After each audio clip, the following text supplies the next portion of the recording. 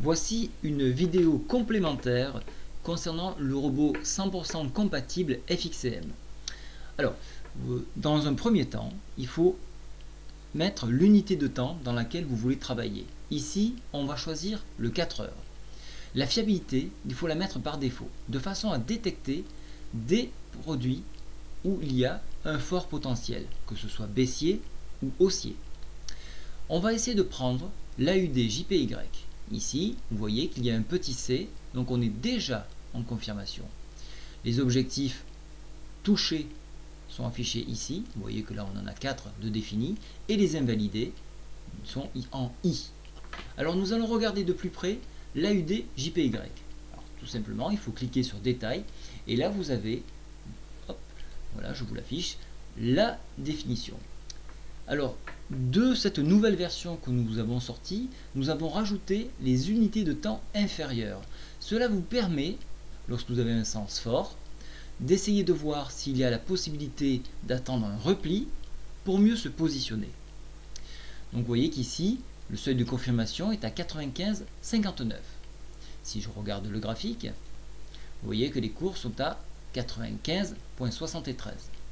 Donc, comme je vous le disais, si l'on reprend ce graphique-là, cette statistique-là, 95,59 aurait été bon. Mais il y avait une manière plus efficace et d'optimiser ses gains en regardant d'un peu plus près qu'est-ce qui s'est passé en unité horaire.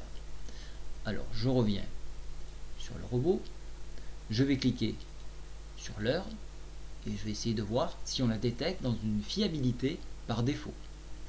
Donc je rappelle on fait l'AUD JPY. Vous voyez, il n'est pas dans cette liste. Alors qu'est-ce que je fais? Le signal était faible, c'est normal qu'il n'a pas été détecté. Voilà pourquoi on baisse la sensibilité de façon à le retrouver. Nous le retrouvons ici. Vous voyez que deux objectifs ont été touchés à la baisse dans une unité de temps, 1 heure. Donc on clique sur Détail et voilà ce qui apparaît.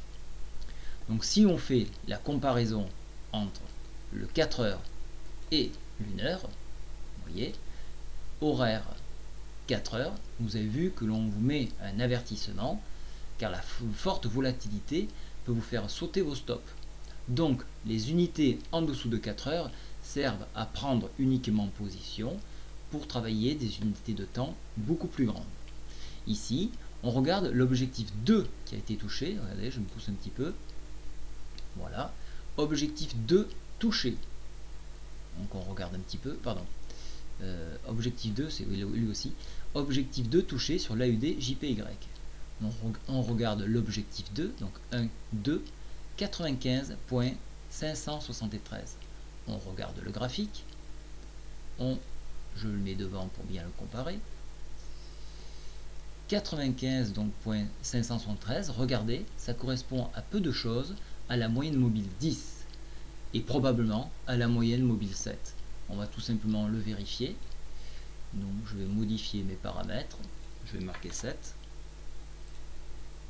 Non, alors donc ça correspond plutôt à une mobile 12. Donc là aussi on peut le modifier. Donc ce sont des moyennes, la 13 pardon plutôt, qui sont fortement utilisées en trading. Vous voyez qu'on est venu les travailler. Donc c'était intéressant, parce que moi je préfère travailler à la 10, donc je me remets à la 10, ça c'est des ordres préférentiels. Vous voyez qu'on a été touché, et à peu de choses près, donc si je reprends mes objectifs horaires et journaliers, on voit que 95 573 a été touché, qui correspondait à un rebond. Donc vous avez fait une meilleure rentrée sur cette paire, puisque ici le seuil de confirmation était à 95 598. Donc de ce fait, vous rentrez un petit peu plus bas, et donc en fixant les objectifs à ce niveau là, 95,93, vous gagnez un petit peu plus. Alors qu'est-ce qu'il faut faire lorsqu'on arrive sur l'objectif 1? Tout simplement prendre une partie de ces gains et remonter son stop de protection qui était à 95,42, donc le reste de votre ligne, à 95,59, de façon à sécuriser vos gains. Ça veut dire qu'en cas de repli, vous allez sortir de cette ligne, mais à 0. Donc ça vous revient à 0, mais l'avantage, c'est que vous avez acté une partie de vos gains. Donc l'idée, c'est de diviser en 4 ces prises de position et de mettre ces prises de position consécutivement sur les objectifs de votre unité de temps. Lorsque vous allez toucher l'objectif 2, qui est à 96.10, vous allez remonter votre stop qui était sur le seuil de confirmation au niveau du premier objectif. Donc vous allez prendre une deuxième prise de bénéfice et il vous restera plus que 2 paquets. Et ainsi de suite. Vous allez suivre jusqu'à être éjecté du marché. L'inverse, lorsque vous êtes invalidé et que vous n'avez pas touché un seul objectif, là il faut sortir complètement du marché. Parce que cela veut dire qu'on rentre dans une autre configuration. Comme vous pouvez le voir, le temps qu'on parle, vous voyez que les objectifs commencent à s'approcher. Donc on reprend de l'altitude en unité 4 heures. On va vérifier en unité 4 heures qu'est-ce que cela donne. Voilà, donc comme vous pouvez le comprendre, les graphiques ne sont pas sont fort utiles. C'est un outil complémentaire. Il faut à la fois travailler avec le robot et les graphiques pour confirmer. Voilà, donc si je regarde 95.93, il y a de grandes chances qu'on arrive sur par exemple ce palier là qui correspond, regardez, justement au sommet en pince. Vous voyez, ce robot a détecté un sommet en pince qu'il essaye d'exploiter.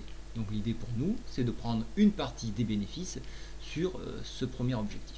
Voilà, j'espère que c'est un petit peu plus clair. Le robot est très performant, du coup il est un petit peu plus compliqué, mais l'intérêt c'est d'avoir un outil très modulable de façon à s'adapter à son trading. Voilà, donc vous voyez, on est en train encore de remonter et on s'approche donc de notre objectif. Vous voyez, on a bien rebondi sur le point désigné. Voilà, j'espère que cela vous a aidé et n'hésitez pas à revenir vers moi et me poser des questions. Au revoir.